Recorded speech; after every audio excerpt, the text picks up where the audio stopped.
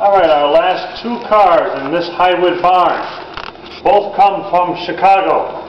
Again, this is 434. It's very similar to 420 that you saw in the other barn, but this was a different interurban company running to the west side of Chicago, called the Chicago Aurora and Elgin Railway.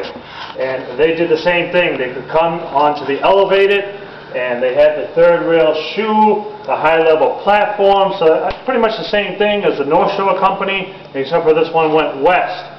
And this vehicle was recently restored. It came out of our shop in 2005, so it has been restored. But even the bathroom has been restored inside this car. Just don't use it.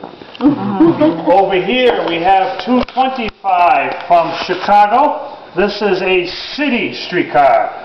So Chicago had obviously they had the L, they had the Interurbans coming into the city, but they had their own fleet of city streetcars.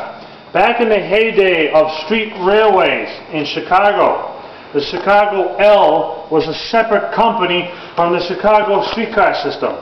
Unlike Boston, it was the Boston Elevated Railway. They operated the streetcars, the buses, and the L. But in Chicago, it was two separate companies at one time.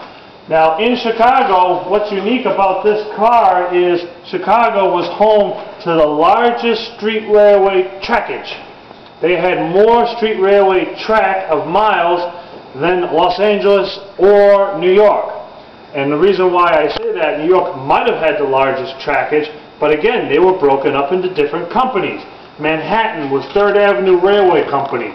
Brooklyn was Brooklyn Rapid Transit Company. So that was different companies. If they were all combined, they probably would have had the most trackage, but it was different companies. Where Chicago was one streetcar system, they had the most track.